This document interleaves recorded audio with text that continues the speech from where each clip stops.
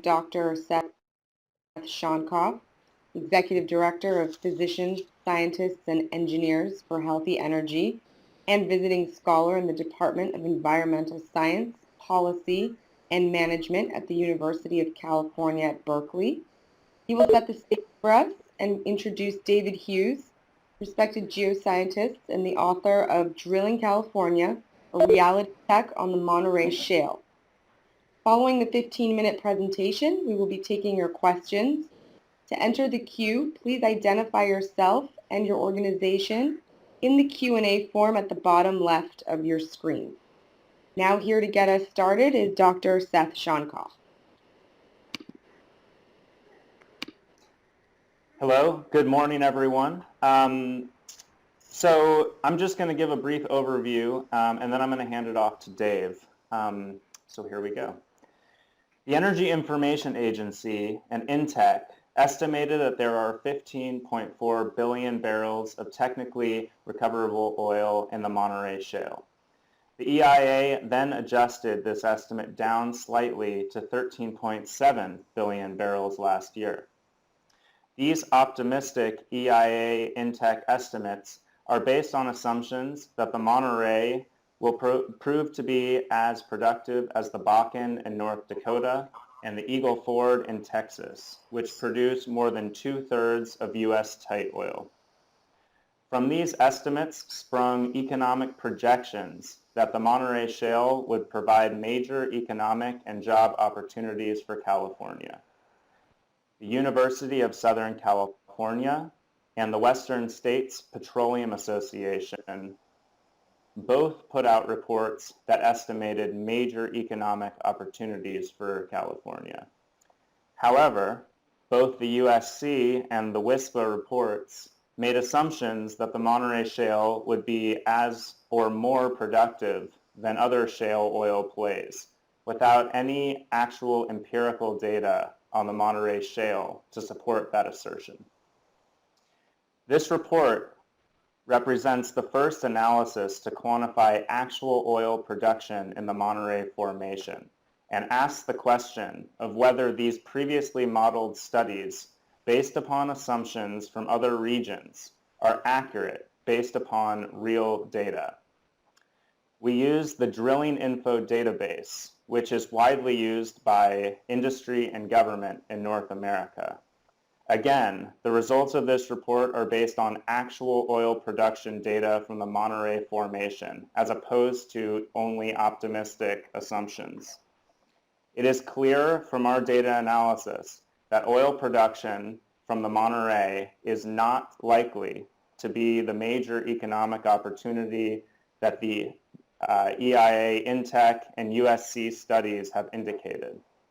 Instead, the data suggest that the Monterey is not analogous to other highly productive tight oil plays. And although it will certainly produce more oil and gas, it is not the bonanza that it has been characterized as. I will now pass it over to the report's author, David Hughes, to discuss the specifics of our analysis and its results. Thank you. Well, thank you, Seth. Just a couple slides at the beginning to look at the history of oil production in California. California is a mature oil-producing region. There has been roughly a little over 230,000 wells drilled since 1977. And these two maps basically just indicate, the map on the right is the distribution of active wells. The map on the left is the distribution of inactive wells that have been shut down. So if we look at this chart, we can see that in fact California oil production peaked a little over 1 million barrels per day back in 1985. It's producing about half of that now from around 50,000 wells. So the average well in California produces about 10 barrels per day. If we look at the INTEC report that Seth referred to, the estimates were that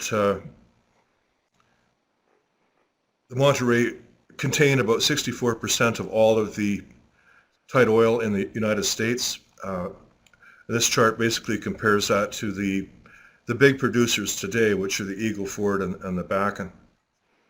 The Intech report assumed that 1,700 square miles of Monterey Shale could be drilled at a density of about 16 wells per square mile, so that there was a total of about 28,000 locations, and each well would produce a little over half a million barrels of oil.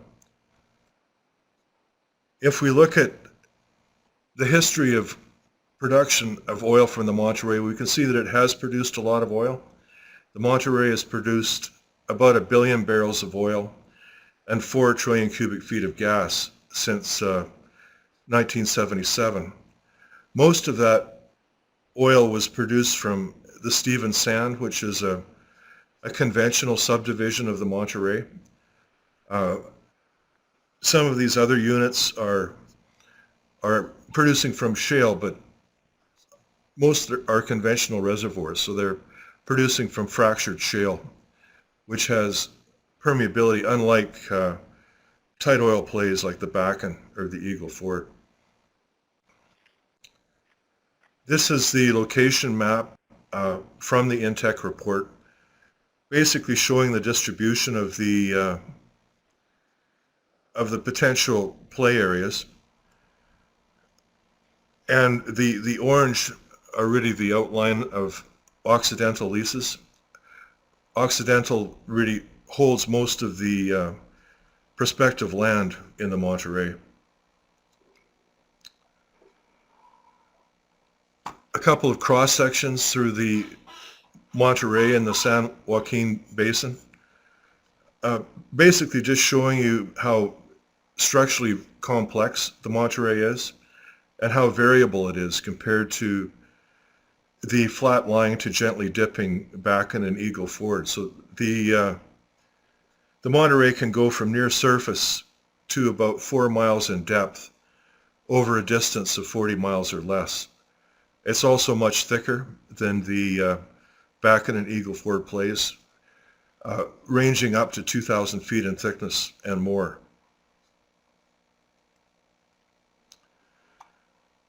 As Seth mentioned, we used the Drilling Info database, and we looked at all of the wells that have been producing from the Monterey. There's upwards of 5,000 wells producing. Only about 2,500 of those are active. Most of those are producing from the Stevens Sand.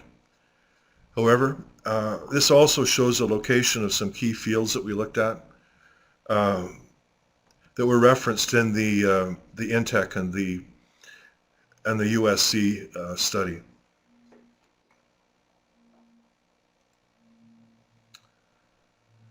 This is a key figure from the Intech report, which shows the proposed or assumed production profiles from the Monterey Shale wells. The top figure is the so-called Elk Hills Area Shale vertical well, suggesting that the initial production over on the left-hand side will be about 800 barrels per day, and the average of horizontal wells will be about 500 barrels per day, and the average of vertical wells about 200 barrels per day.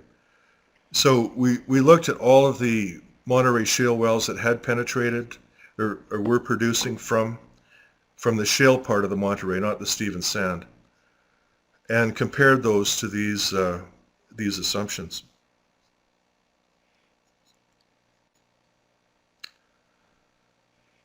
This first slide is a comparison of all of the Oxy wells drilled at Elk Hills. So this slide actually includes the Stevens Sand, and the three thresholds that I mentioned in the previous slide are indicated. The top one is the Elk Hills typical shale vertical well. We can see that only 4 wells in the last 6 or so years have actually exceeded that threshold.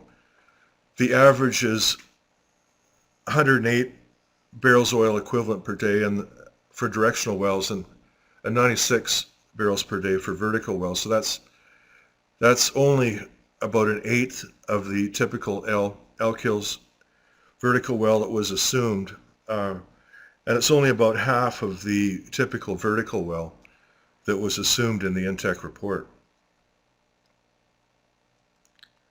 We then looked at every Monterey Shale well in the San Juan Key Basin in this case, and we can see that only about 4 wells since 2007 have actually exceeded the highest threshold, the 800 barrel per day threshold.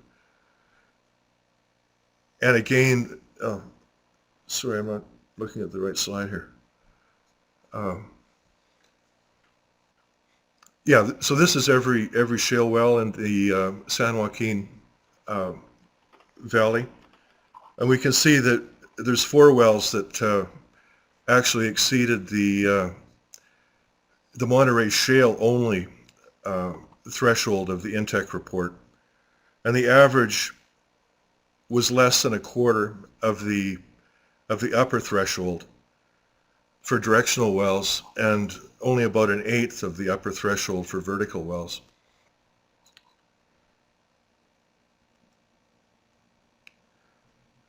This is cumulative oil production from all Monterey Shale wells in the San Joaquin Valley. So the older the wells are, the more likely they are to be close to the ultimate production of the well when they're finally shut down. But we can see that in the INTEC report, every well was assumed to produce 550,000 barrels of oil.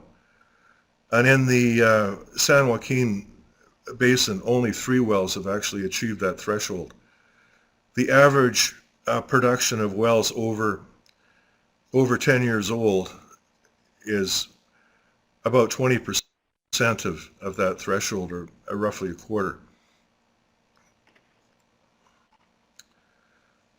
Based on the INTEC report, which is extremely optimistic from our data analysis, the University of Southern California produced a study published last March, which suggested some rather large economic benefits from developing the Monterey Shale. They assumed that in their median estimate that by 2020, the Monterey Shale could increase employment in California by about 10%, so 2.8 million jobs. It could increase per capita GDP by 14%. It would provide $2.6 billion per year in tax revenue, so it would increase tax revenue by roughly 10%, and personal income by 10%. So these are rather extraordinary economic claims. If we look at the oil production assumptions that those were based on, we can see that there's a range of assumptions ranging from about a 30% increase in California production to as much as a 7-fold increase in California production from what it currently is. If you take an average of those projections, it amounts to about a tripling of California production. So fantastic increase in roughly 7 years. The USC study utilized a couple of fields that were discovered back in the mid-80s, but developed in the late 90s. And these are the Rose and North Shafter fields. An interesting feature of this is how localized these 2 particular fields are. They encompass about 20 square miles and were discovered by 3D seismic. The INTEC report, on the other hand, assumes that we can blanket drill 1,700 square miles at a density of 16 wells per square mile, and that's highly unlikely. Only small parts of those areas are prospective. Within those 2 fields, the U.S. study used 2 type wells. One of them was a discovery well, discovered back in 1983, and another was a well drilled in the mid-90s. And this is the production profile from these wells that they use to estimate the likely production from the Monterey for their report. If we look in detail using those type curves from those two fields, we can see first of all how much oil would have to be recovered. In the highest case, the most optimistic case, they're suggesting that 10 billion barrels of oil could be recovered by 2030. So that's about 2/3 of the total INTEC estimate. They suggested that amount of oil could be recovered from about 4,100 wells. I actually took the production profile and calculated how many wells you would actually need in order to recover that much oil by 2030. Then it works out to a little over 200,000. Even the INTEC study said that we only have 28,000 locations, so clearly those estimates are not possible in any way, shape, or form. The minimum estimate, which would recover 3 billion barrels of oil, and remember, the Monterey in the last 35 years has only recovered 1 billion barrels of oil, would still require twice as many wells as the INTEC report says are available in terms of locations. So I'm just going to leave it there and open it up for questions. Great. So thank you, David. Thank you, Seth. We'll now be opening up the floor for questions. If you want to, for those of you joining us by phone, you can take yourself off mute by pressing *7. And now we'll open up the lines for questions. Please just identify your name and your organization.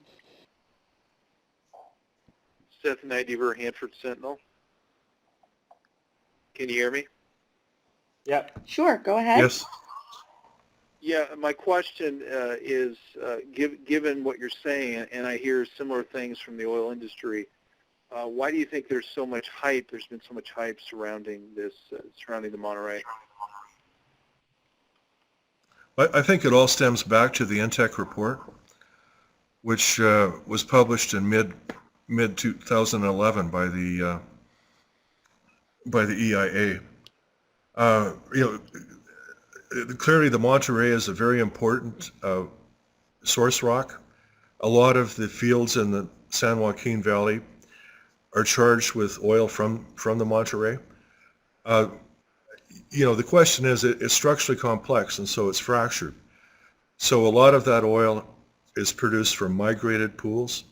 So a lot of the oil is likely migrated out of the formation itself, unlike the Bakken and the Eagle Ford, which are really producing from source rocks or producing from, tight rocks immediately adjacent to those source rocks. And just one follow-up question, if I may. Why do you think there hasn't been a similar enthusiasm for green energy, large-scale green energy development? Well, I think that there is quite a bit of enthusiasm in California for large-scale green energy development. Probably not enough. When you look at the amount of non-large hydropower renewables in the world, right now it's less than 2% of total energy. So, there's issues with intermittent sources of renewable energy. Hydrocarbons are the easy, energy-dense way to go. And that's worked for the last century and a half. But counting on, hydrocarbon bonanzas that don't exist, like the Monterey, is a real mistake. And obviously, we need to ratchet up the green energy initiatives a lot going forward. Thank you.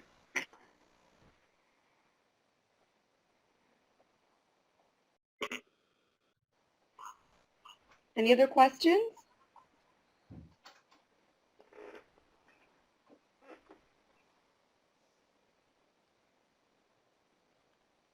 Okay, I mean, if we don't have any other questions, thank you for joining us. That's all the time we will be taking for today. If we didn't get to your question, or if you have any additional questions later, please refer to the press contact listed on the media advisory, and we'll be happy to take your questions offline. Thank you. Thank you.